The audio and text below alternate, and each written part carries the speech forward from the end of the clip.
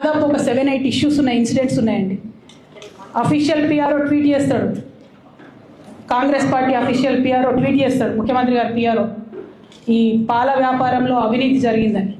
తెల్లారి 2-3 పేపర్లలో వస్తుంది, 3వ రోజుకి మాయమైపోతుంది. అదే కేటీఆర్ గారినేమో 3 సార్లు విచారణ పేరుతో పిలిచి వేధిస్తారు.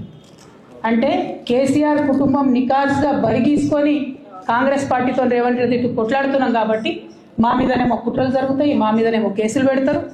మీ మాత్రం 1 or 2 days హెడ్లైన్స్ వస్తే తర్వాత న్యూస్ గాయబవుతుంది. ఎన్ని జరగలే చెప్పండి. హరీష్ రావు గారి విషయంలో ఫస్ట్ పాల వ్యాపారం మీద ఏమొచ్చినాయి ఆరోపణలు.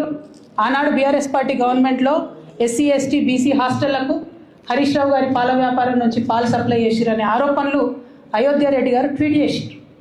గతం 2 రోజులు పోయింది ఆరోపణ. ఎందుకు? సరెండర్. నెక్స్ట్ ఒక అభియోగం చేసిరు ముఖ్యమంత్రి గారు, రంగనాయక్ సాగర్ దగ్గర ఆయన ఫామ్ హౌస్ ఉంది, అది ప్రభుత్వ భూమి, కబ్జా చేసిండని. 1 day headline, 3rd day news గాయం.